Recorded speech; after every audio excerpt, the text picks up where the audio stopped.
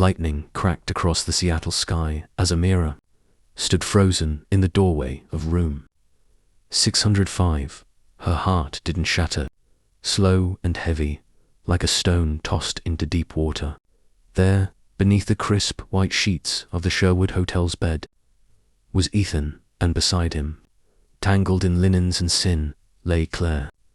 Claire, the polished, blonde ex, who once smiled at Amira at a tech gala and whispered to someone, not quietly enough, "She's not really his type, is she?" Now, she didn't say a word. Just grabbed her bra from the floor and darted toward the bathroom. Ethan jumped up, eyes wide, fumbling to cover himself with a sheet. But Amira didn't blink. She didn't cry. She smiled, cold and unreadable. "I changed my life for you," she said. Her voice was calm, yet every syllable struck like a slap. "Defended you when people said you'd do this. I was called a sellout by my own people and I still chose you. And this is how you repay me." Ethan opened his mouth, then closed it. Shame twisted across his face, but Amira wasn't waiting for an answer. She turned toward the window, arms folded as the city lights shimmered in her reflection. "You didn't just cheat on me. You chose comfort over commitment, familiarity over the fire we built. And now you'll learn black women don't break, we rise." But how did it come to this? Just 8 months ago, they were dancing barefoot in their kitchen to old soul records. Just 8 months ago, she was nursing him through his depression, rubbing his back when he cried over the lawsuit that drained his startup into near bankruptcy. Just 8 months ago, her parents had stopped speaking to her because she'd chosen love over tradition, risk over safety, Ethan over a man they approved of. She remembered the first time she introduced Ethan to her family. Her father barely shook his hand. Her mother gave Amira a long, tired look that said, "You sure?" Her cousins didn't even try to pretend they weren't judging her. But Ethan held her hand tight under the table, never letting go. "Let them look," he whispered that night, curled beside her in bed. "I see you. I love you." So Amira stayed, believed, gave. And now here she was, standing in a hotel room that reeked of betrayal, watching the man she trusted hide behind crumpled sheets and sorry eyes. The anonymous message had come at 9:14 p.m., just after she'd returned from a long shift, consulting on a tech non-profit's pitch. She was in their loft, her phone buzzing with an unknown number. The words still burned in her brain. "Your husband is at the Sherwood Hotel, room 605. You deserve better." At first, she laughed. A prank, maybe. Some troll. But something about the timing, the precision, it clung to her like smoke. She'd paced for a full 5 minutes. Her phone trembled in her hand. She told herself she wouldn't go. But she went. And now, as Ethan began to move toward her, she held up a hand. Not to hit, not to hug. To stop him. "Don't touch me." He froze. "Amira," he started, but the words felt useless. She finally looked at him, not with rage, but with pity. "You know what hurts the most?" she asked. "It's not that you slept with her. It's that you stopped fighting for me a long time ago." Claire emerged from the bathroom fully dressed, head down, and slipped out the door without a word. The room was silent, except for the hum of the city outside. Amira's tears didn't fall that night. They were already buried under 8 months of sacrifice, of silence, of swallowing her pride and smiling through pain. She turned to leave, but just before she walked out, she looked over her shoulder. "Ethan, I didn't lose you tonight. You lost me." Then she closed the door, and for the first time in years, she felt her breath return. Not light, not easy, but free. The next morning, Amira sat alone at a small cafe near Pike Place Market, her untouched coffee growing cold. The rain tapped gently against the window beside her, and the scent of damp pavement filled the air. She stared at the steam curling up from her cup, as if it might carry some sort of answer she didn't yet have the strength to ask for. Her phone buzzed again. "Ethan." The third missed call in an hour. She silenced it and slid it into her coat pocket. There was nothing left to say. Not yet, maybe not ever. She had no idea how to explain this to anyone. Not to the friends who'd told her he was different from the others, or to the aunties who'd called her confused for marrying a white man, and certainly not to herself, the version of herself that had bent backwards so many times, just to hold him up. A soft voice interrupted her thoughts. "Excuse me, are you okay?" Amira looked up. It was a waitress, young, brown-skinned, eyes full of hesitant concern. Amira realized then that she must have looked how she felt, hollowed out, like someone who had been gutted quietly and left behind. She managed a small nod. "I will be." The waitress nodded back with a knowing look. No further questions. Just solidarity in silence. Sometimes that was enough. Amira walked through the city that day, remembering the way Ethan used to send her voice notes before every investor pitch, just to say, "I believe in you." Remembering how he held her hand so tightly during his court hearings that she thought her bones would crack. Remembering the first time she danced for him barefoot in her apartment, a long silk scarf tied around her waist, letting him see all the parts of her culture she used to hide. But she also remembered the slow ways things had shifted, how he stopped asking about her projects, how she felt invisible when they went out in his circle, how Claire had started showing up to his events again, harmless, he said, just old friends, and how Amira, even when she felt the knots forming in her gut, had swallowed her instincts in the name of trust. Now that trust was gone. That night, she returned to their loft. Ethan was there, sitting on the floor near the doorway, like a man waiting for a verdict. He looked up when she entered. His face was pale, tear-streaked, but she didn't feel sorry for him anymore. "I've been here all day," he said quietly. "I know. I'm not going to try to explain what happened. There's no excuse." "Good," she replied, "because I wouldn't believe one." He stood slowly, the silence between them thick with all the things they wouldn't recover. "You were right," he said, voice trembling. "I stopped fighting. I let my pain turn me into someone I promised I'd never be." She walked past him into the living room, staring at the space they once built together, the shelf with books they read out loud, the candle she lit every Friday night, the small framed photo of them laughing barefoot on a beach in Tulum. "What do you want from me, Ethan?" "I want to fix this, to try. I know I don't deserve another chance, but I want to earn it. I'll do whatever it takes." Amira turned to face him, and for the first time, he saw it not anger, not grief, but exhaustion. A woman who had carried too much for too long. "I gave you everything I had," she said, "even when it cost me parts of myself. And you threw it away for someone who never had to fight for you." He took a step forward, but she held up her hand again. "No more words. I need time and space. If you truly love me, you'll respect that." Ethan nodded, his eyes red. "I'll wait." "I didn't ask you to," she replied softly, "because I'm not sure I'll ever come back." He watched her walk down the hall to the bedroom, the door closing gently behind her. And just like that, the silence returned. But this time, it belonged to her. 2 weeks passed. The loft felt quieter than ever. And yet, for the first time, Amira didn't feel like she was shrinking inside it. The space that once echoed with shared laughter and whispered dreams had transformed. Now it held the sound of her own healing. She moved through each day with slow, deliberate grace-lighting candles, playing music she loved, cooking meals for one. The ache was still there, tucked beneath her ribs. But so was something else, a flicker of peace. Amira had begun journaling again, filling pages with memories she once buried to keep Ethan safe. She wrote about being the only black girl in her graduate cohort and how Ethan had promised, "I'll protect you in every room we walk into." But too many rooms later, she realized she had stood alone. His protection had been passive, conditional, given only when it didn't cost him anything. One morning, She visited her parents' house in Atlanta. She hadn't been back in almost a year.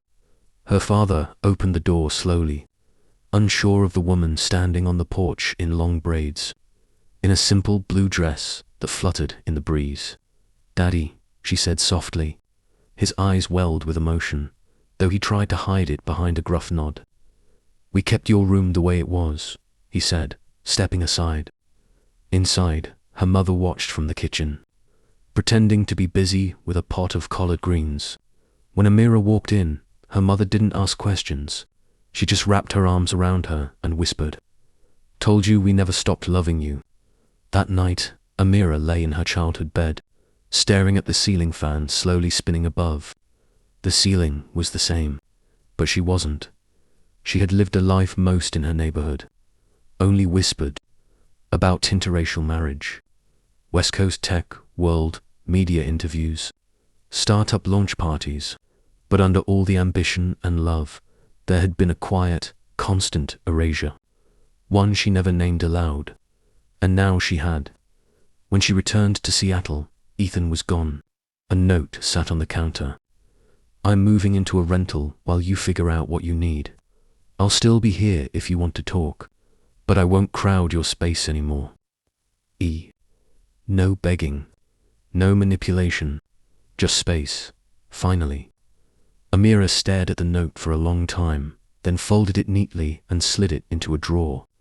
Maybe she'd burn it later, or maybe she'd keep it as a reminder that even wild, messy love must be accountable. She started seeing a therapist, not to fix what Ethan broke, but to rediscover what she had sacrificed, her boundaries, her voice, her joy. In one session, her therapist asked, "When was the last time you felt whole without carrying someone else's weight?" The question haunted her in the best way.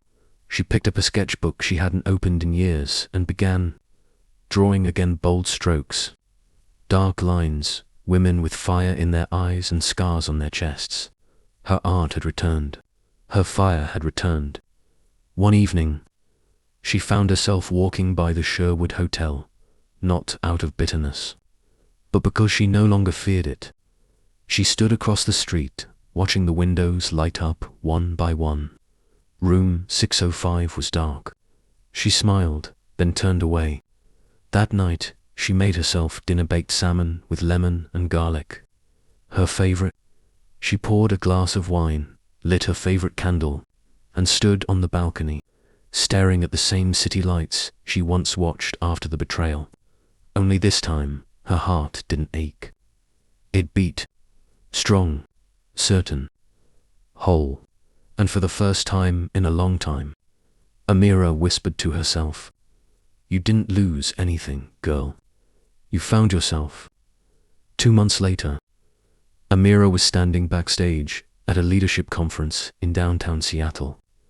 The organizers had reached out after reading her viral essay, "The Silence After the Storm," where she had written about betrayal, identity, and rediscovering self-worth after loss.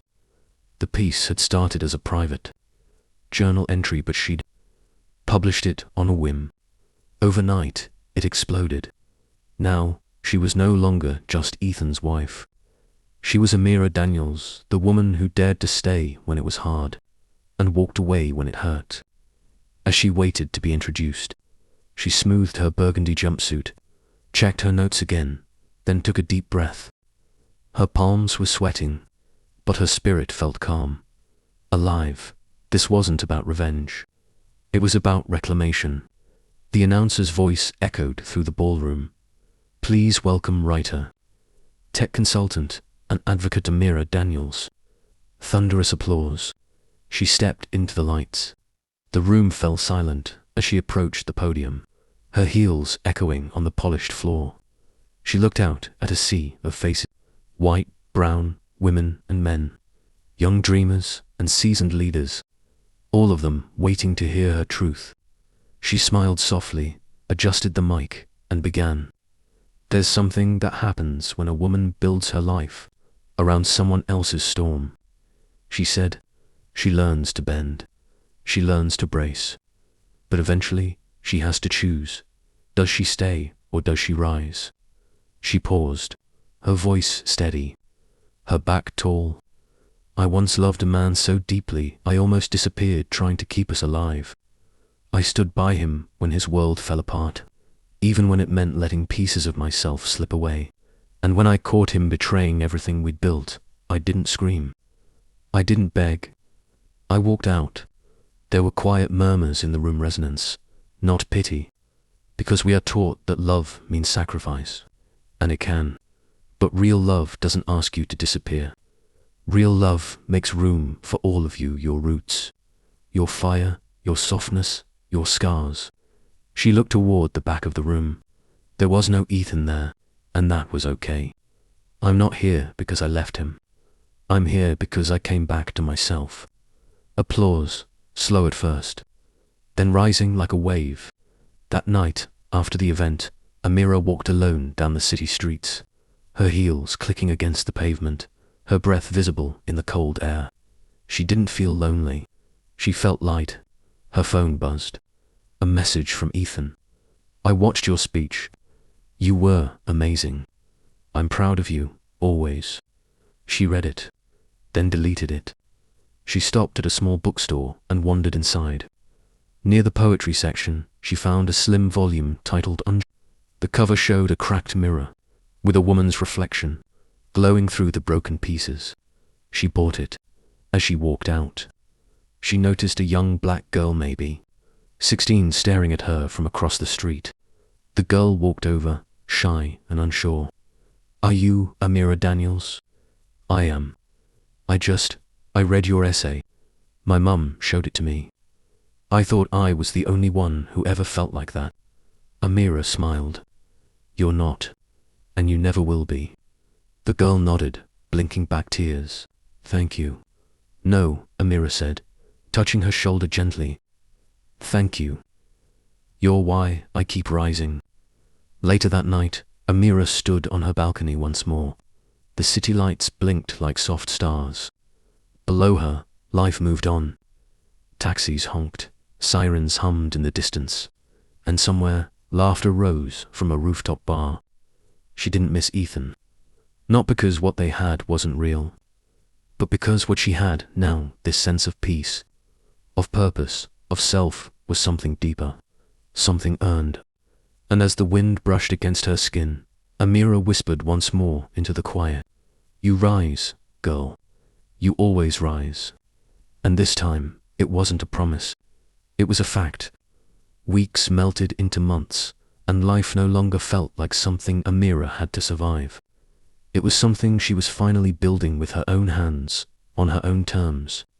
She moved into a new apartment in the Central District, smaller than the loft she once shared with Ethan, but filled with light and warmth. Plants lined the windowsill. Stacks of books filled the corners, and her own artwork bold. Fiery sketches of women, unbent by pain, hung on the walls. It wasn't perfect, but it was hers. She was consulting now, but only on projects that aligned with her values. Tech for good startups, education platforms, grassroots campaigns. She even started hosting monthly healing circles for Black women in tech and entrepreneurship, calling it the Firekeepers. They gathered in living rooms, coffee shops, and co-working spaces, sharing stories, unlearning shame, and laughing in the ways only sisters could. One night, after a particularly moving session, Amira sat with one of the attendees, a single mother named Trina. You ever regret it? Trina asked, walking away. From love like that? Amira thought for a moment. I regret how much I abandoned myself, trying to keep it alive, believing. No, that was the first time I chose me. Trina nodded, eyes glassy. That takes guts. It takes grief first, Amira said, then guts. Back at home, her inbox held an email from Ethan. She hadn't heard from him in over a month. He'd respected her space. Subject, closure.